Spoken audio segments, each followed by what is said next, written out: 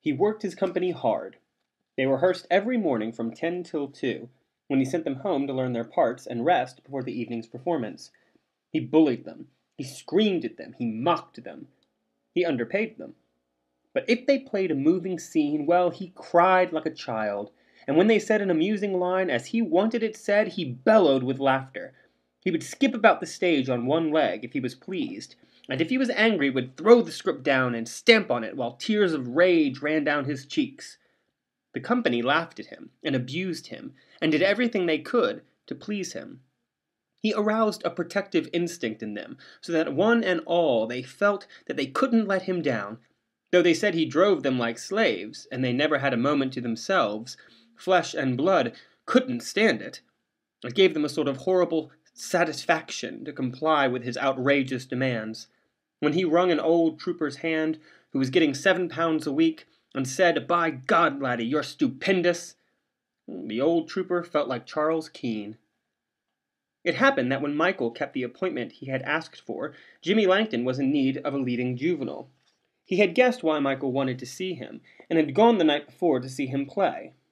Michael was playing Mercutio, and he had not thought him very good. But when he came into the office he was staggered by his beauty. In a brown coat and grey flannel trousers, even without makeup, he was so handsome it took your breath away. He had an easy manner, and he talked like a gentleman. While Michael explained the purpose of his visit, Jimmy Langton observed him shrewdly. If he could act at all, with those looks that young man ought to go far. "I saw your Mercutio last night," he said. "What do you think of it yourself?" "Rotten." "So do I. How old are you?" 25. "I suppose you've been told you're good-looking?" "That's why I went on the stage, otherwise I'd have gone into the army like my father." "By gum, if I had your looks, what an actor I'd have been." The result of the interview was that Michael got an engagement.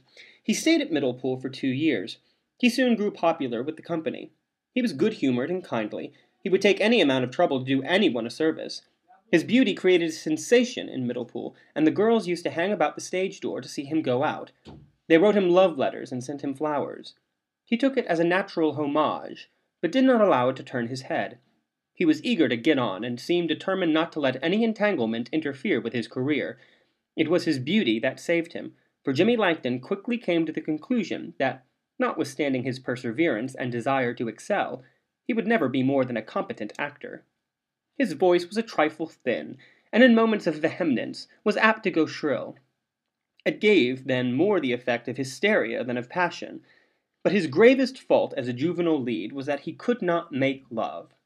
He was easy enough in ordinary dialogue, and could say his lines with point, but when it came to making protestations of passion, something seemed to hold him back. He felt embarrassed, and looked it. "Damn you, don't hold that girl as if she was a sack of potatoes," Jimmy Langton shouted at him. "You kiss her as if you were afraid you were standing in a drought. You're in love with that girl. You must feel that you're in love with her. Feel as if your bones were melting inside you, and if an earthquake were going to swallow you up next minute, to hell with the earthquake." But it was no good. Notwithstanding his beauty, his grace, and his ease of manner, Michael remained a cold lover. This did not prevent Julia from falling madly in love with him, for it was when he joined Langton's repertory company that they met. Her own career had been singularly lacking in hardship. She was born in Jersey, where her father, a native of that island, practiced as a veterinary surgeon.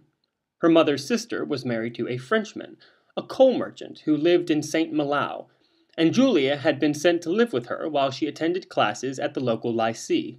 She learned to speak French like a Frenchwoman. She was a born actress, and it was an understood thing for as long as she could remember that she was to go on the stage. Her aunt, Madame Faulu, was en relations with an old actress who had been a sociétaire of the Comédie Française, and who had retired to St. Malo to live on the small pension that one of her lovers had settled on her, when after many years of faithful concubinage they had parted. When Julia was a child of 12, this actress was a boisterous, fat old woman of more than 60, but of great vitality, who loved food more than anything else in the world. She had a great, ringing laugh like a man's, and she talked in a deep, loud voice. It was she who gave Julia her first lessons. She taught her all the arts that she had herself learnt at the Conservatoire, and she talked to her of Reichenberg, who had played ingenues till she was 70, of Sarah Bernhardt and her golden voice, of Monu Soleil and his majesty, and of Coquelin, the greatest actor of them all. She recited to her the great tirades of Corneille and Racine as she had learnt to say them at the Francais, and taught her to say them in the same way.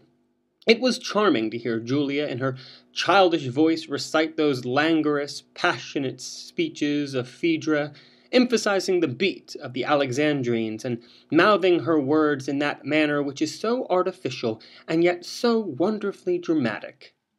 Jane Tatebout must always have been a very stagey actress, but she taught Julia to articulate with extreme distinctness. She taught her how to walk and how to hold herself. She taught her not to be afraid of her own voice, and she made deliberate that wonderful sense of timing which Julia had by instinct, and which afterwards was one of her greatest gifts. "Never pause unless you have a reason for it," she thundered, banging with her clenched fist on the table at which she sat. "But when you pause, pause as long as you can."